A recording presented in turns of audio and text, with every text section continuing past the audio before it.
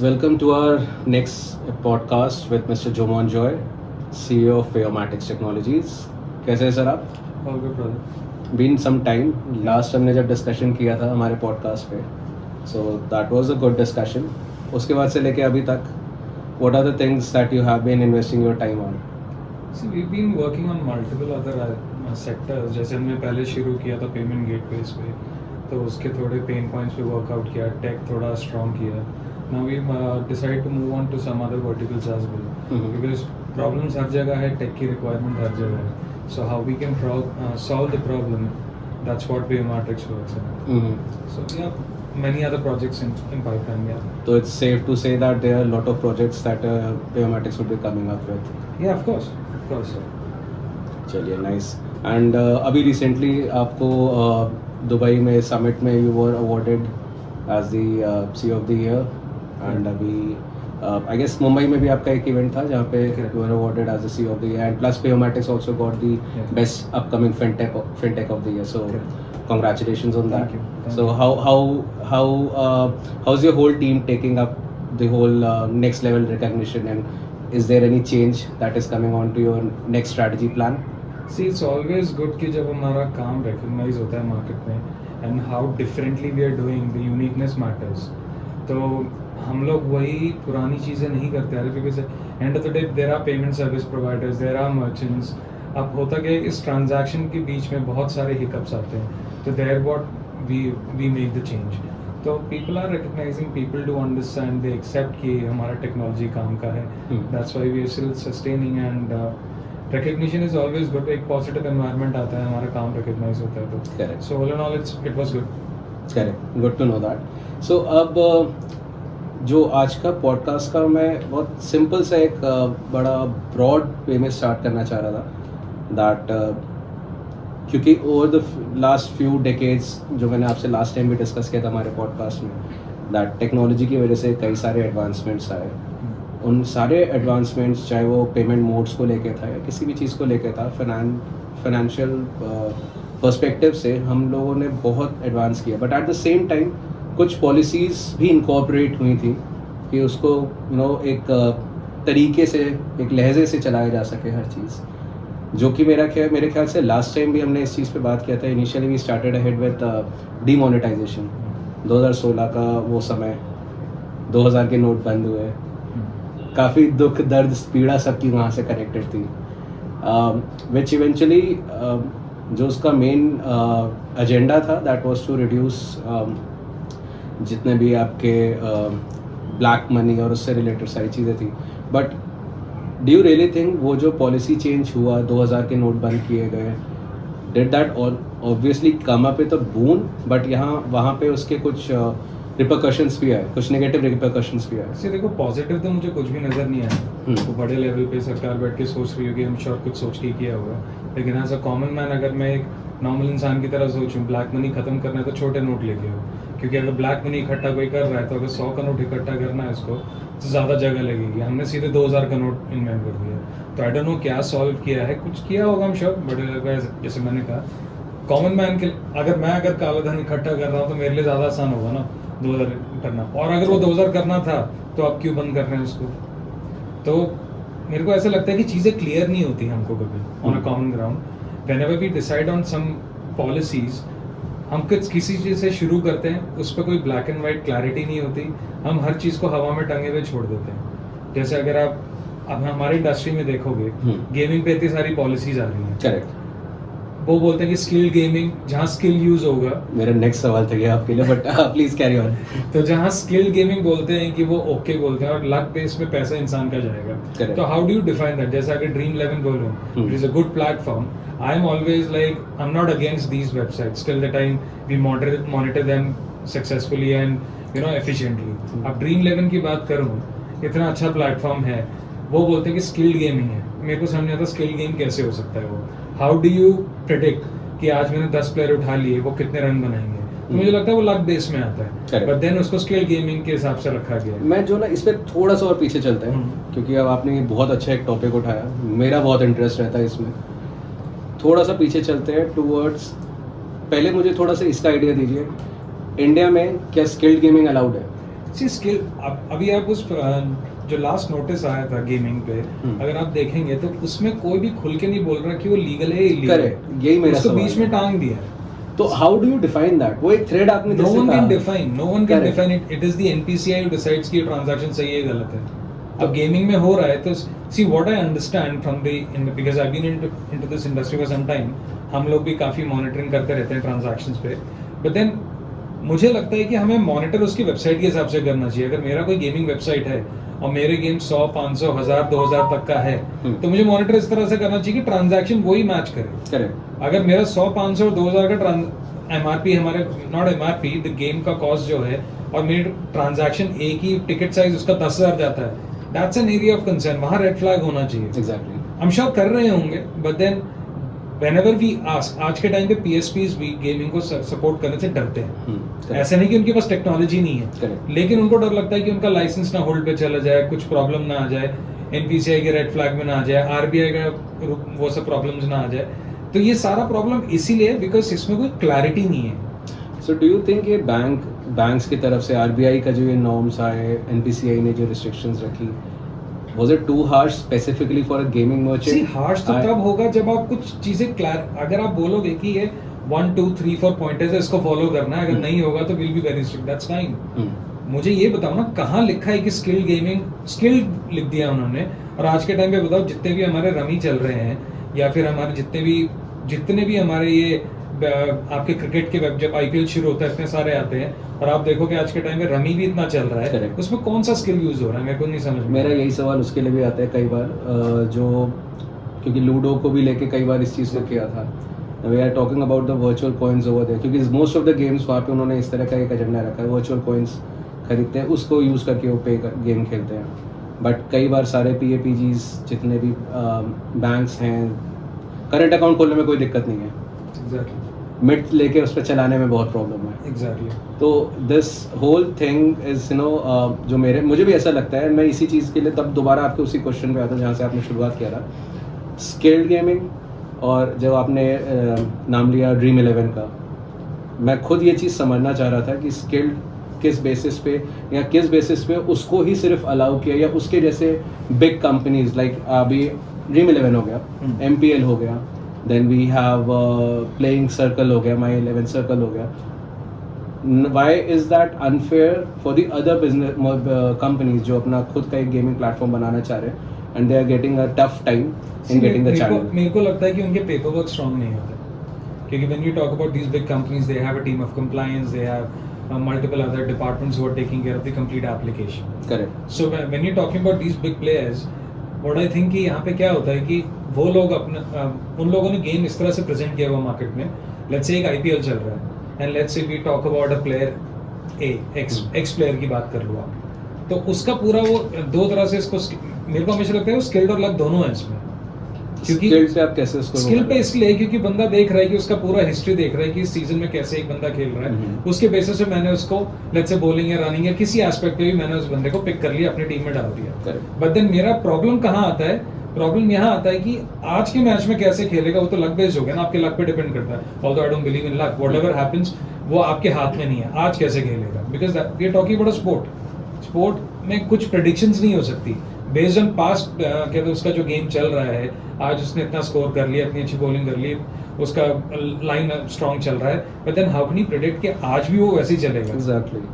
अब समझ रहे, तो मेरे को प्रॉब्लम किसी से भी नहीं, आई एम ओके कि सरकार अगर आज को बोल देगी गेमिंग अलाउड है, गैम्बलिंग अलाउड है, हो तो रहे हैं कुछ स्टेट्स में, क्यों ऐसा क्या है कि दिल्ली में नहीं अलाउड है जो नॉर्थ ईस्ट में अलाउड है, Correct. या फिर गोवा में अलाउड है तो दिल्ली में अगेन अलाउड नहीं, या फिर फॉर दैट मैटर मुंबई में अलाउड नहीं, पैसा तो इंडियन करेंसी यूज हो रहा है। Exactly. मेरा सारा पॉइंट है कि क्यों नहीं हम उसको एक गाइडलाइन प्रॉपर बनाते, जो आज के टाइम पे है नहीं। आप कोई भी नोटिस उठा के देखो, आरबीआई का सर्कुलर उठा के देखो, किसी में भी एक क्लैरिटी नहीं है। पहले मुझे लगता था कि मैं ही शायद कुछ गलत पढ़ रहा हूँ, फिर हमारे पास लॉयर्स हैं, उन्होंने अपनी पढ़ाई करी, वो भी यही बोल रहे हैं, एंड ऑफ द डे ये वो वाला हिसाब है जो पकड़ा गया वो चोर, बाकी सब चल रहे हैं, तो ये गलत होना। आई एम वेरी मच, मैं खुद खेलता हूँ इन चीज़ों में, ड्रीम 11 वगैरह में, तो I am happy the way they conduct the business, it's very clean. Correct. वो अपने टिकट साइज पे रहते हैं, उन्होंने एक अमाउंट रखा हुआ, इससे ऊपर नहीं कर सकते, वैसे ही सबको ही करना चाहिए। एंड ऑफ द डे मुझे लगता है गवर्नमेंट इन सब पे रिस्ट्रिक्शंस इसलिए ला रही है या क्लैरिटी इसलिए नहीं दे रही, हो सकता है उनको मनी लॉन्ड्रिंग को थोड़ा प्रेशर डाल के उसको बंद करवाना है. I understand and I really respect that, but then there are other ways to do that business. सफाई से तो काम करना है ना. आज के टाइम पे बंदूक भी लोग बेचते हैं, कट्टे भी बिक रहे हैं मार्केट में, वो इलीगल है, बंदूक को लीगल कर रखा है, विच इज ओके, करेक्ट है. उसी तरह इस इंडस्ट्री में भी ऐसी करना चाहिए इनको. बिल्कुल. ये थोड़ी ना कि आप सर्कलों में कुछ भी नहीं दे रहे, थोड़ा सा लाइन डाल दी कि स्किल्ड होना चाहिए, किसी के पैसे बर्बाद नहीं होने चाहिए, व्हाट्सएवर क्लियर बोलो ना, ये चीज कर सकते हैं, ये चीज नहीं कर सकते, खत्म कहानी. वो बीच में जो थिन लाइन है ना, उसमें कंफ्यूजन है. उसी लूप होल का सब फायदा उठा के कुछ ना कुछ चलता रहता है. ये जो लूप होल की आपने बात करी, डू यू रियली थिंक जो आजकल PAPGs कहते हैं गेमिंग मर्चेंट्स को कि भाई आप अपना लीगल ओपिनियन लेके आओ, स्किल्ड गेमिंग मेंशन करा दो, उससे एक्चुअली कोई डिफर वो कर रहा है, कोई चीज ना, that's a bogus thing. That's a bogus thing which is happening. कोई lawyer, I'm not, see with all due respect, lawyer क्यों लीगल ओपिनियन दे रहा है? अगर उसको कोई लाइसेंस मिलना है, that should be given by the government. Correct. क्योंकि government is laying down some rules and regulations. तो एंड हम भी अगर PCI सर्टिफिकेशन होता है, हम किसी थर्ड पार्टी की हेल्प लेते हैं फॉर फाइलिंग पर्पस, लेकिन end of the day certification तो एक रिकॉग्नाइज अथॉरिटी से आनी चाहिए ना. ऐसे तो कोई 20-30 हज़ार रुपए के लेके किसी भी लॉयर से लेके दे देंगे, लेकिन एंड ऑफ द डे हो क्या रहा है, वो कैसे काम करेगा, लॉयर कैसे प्रेडिक्ट करेगा? वो लॉयर की गलती थोड़ी ना. लॉयर ने तो उसके पेपर के हिसाब से लीगल ओपिनियन, कितने सारे, जैसे अगर आप कोई भी अच्छे PSP देखेंगे, वो लीगल ओपिनियन मना कर देते हैं. आइडली आज के टाइम पे कोई फ्रंट एंड पे आके बोलने को रेडी नहीं कि वो गेमिंग करना चाहते. क्यों इतना डर है, मुझे समझ में नहीं आता. हम क्लीन काम क्यों नहीं कर सकते? क्यों नहीं मर्चेंट्स क्लीन काम करने को रेडी? आज के टाइम पे अगर मनी लॉन्ड्रिंग है, उस पर करेक्ट एक्शन लेना चाहिए ऑफ कोर्स, लेकिन अगर कोई गेमिंग ढंग से चला रहा है जिसका ticket size matching with the website, why can't we allow them?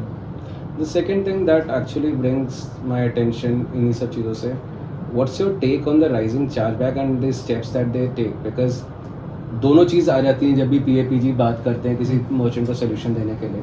एक तो रिस्क फैक्टर रहता है.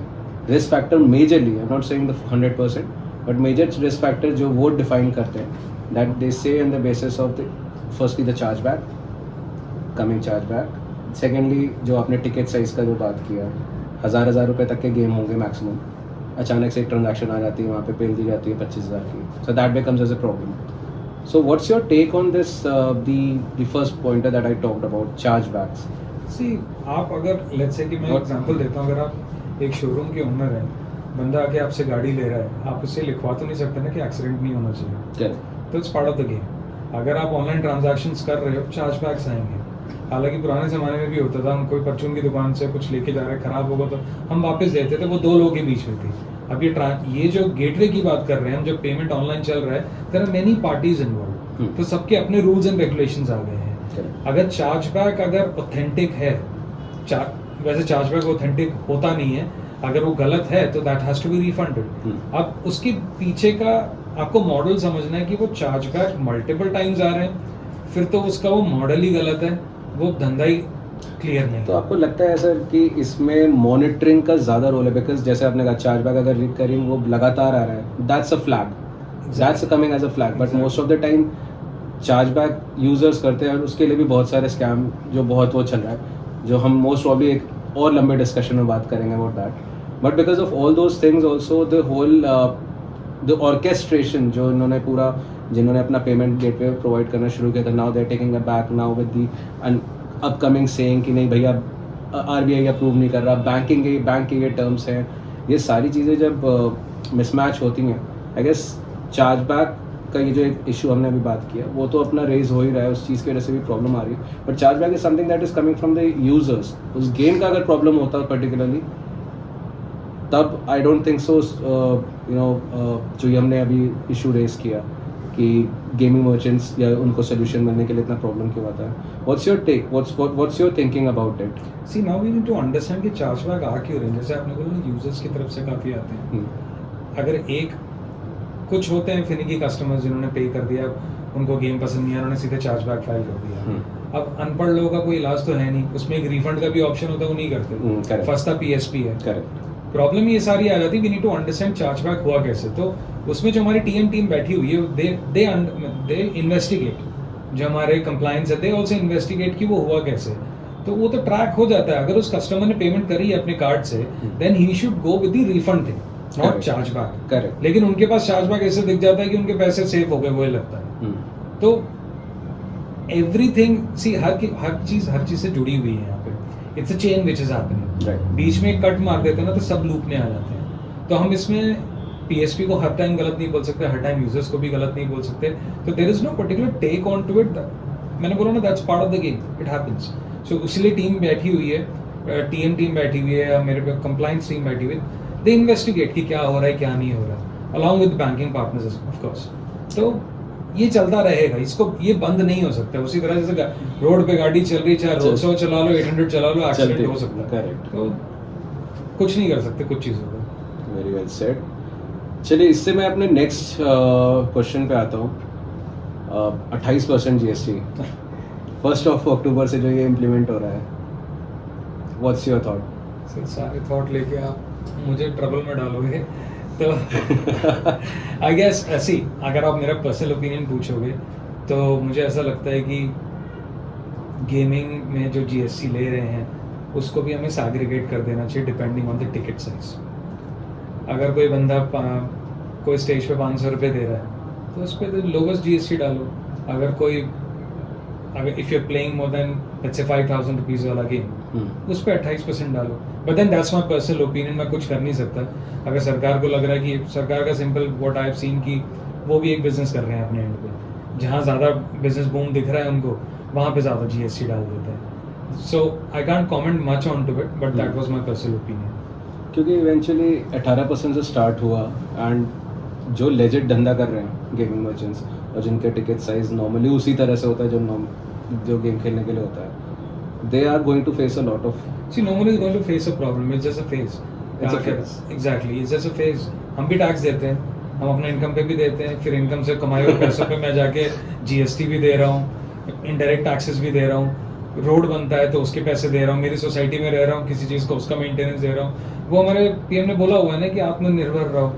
तो आप ये कह रहे हैं कि आत्मनिर्भर के नाम पे अगर चल रहा है टैक्स देना है, इनडायरेक्ट टैक्स तो देते ही रहे। Nothing much could be done. We cannot do anything. We live in a country जहाँ पे टैक्स मतलब आप समझो ना सर, आप 1 लाख रुपए कमा रहे हो, उसका 30, अगर मैं 30% के स्लैब पे आ रहा हूँ, मेरा 30% तो मैं सरकार को दे रहा हूँ। हालांकि वो अलग डिस्कशन पे जा सकता है कि मेरे को मिलता क्या है, ना मैं सरकारी हॉस्पिटल जा सकता, ना मेरा बच्चा सरकारी स्कूल जा सकता है, वो अलग स्टोरी है, उस पर डिबेट करके फायदा भी नहीं।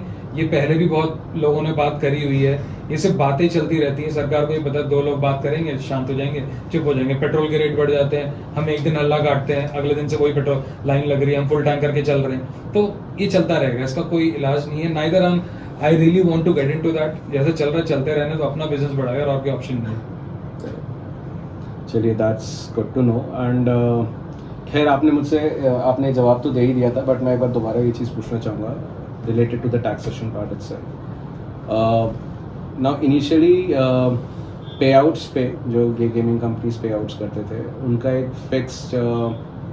फिक्स्ड बैंडविड्थ दे रखा था payouts करने के लिए, जो इनिशियली स्टार्ट हुआ था आज से 4-5 साल पहले, that up to 10,000 that was increased. कुछ प्राइवेट कंपनीज और ब्रोकर्स बीच में आए जिन्होंने अपना एक वॉलेट सोल्यूशन लेके पे आउट करना शुरू किया।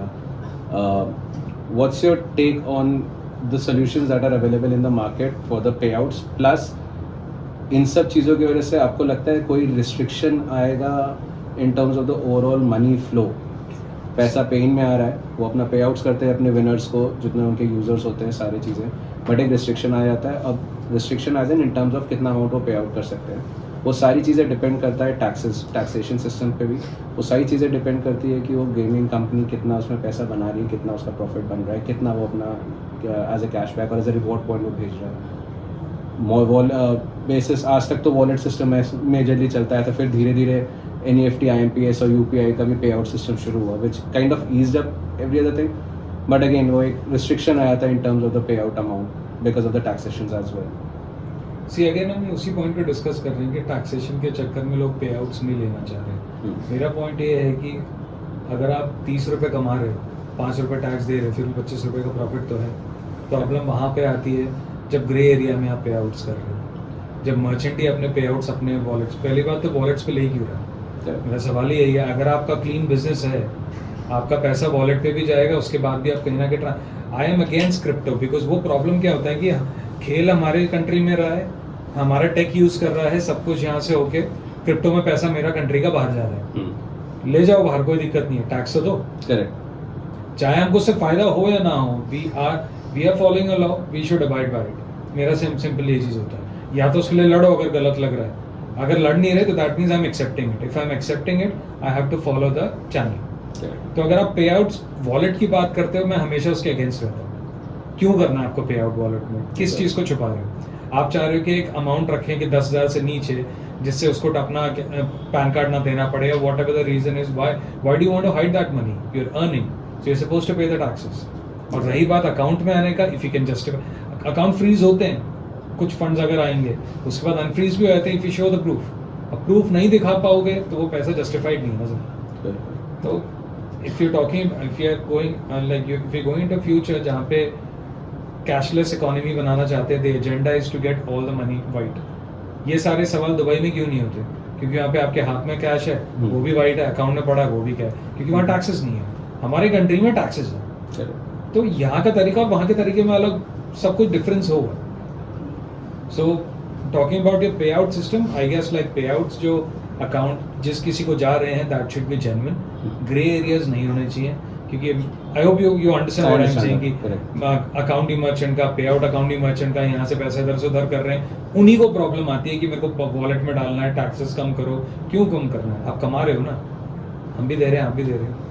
बिल्कुल। चलिए ऑन दैट नोट फिलहाल के लिए मैं पॉडकास्ट यहाँ पे रोकना चाहूँगा, बिकॉज आपने और भी कई सारे नए टॉपिक्स दिए हैं जिसमें मैं आपसे नेक्स्ट पॉडकास्ट में मिलना चाहूँगा, and will talk in detail about that. Till that time, thanks guys, thank you everyone for hearing this podcast. This is Utkarsh signing off. Take care, bye bye. Thank you.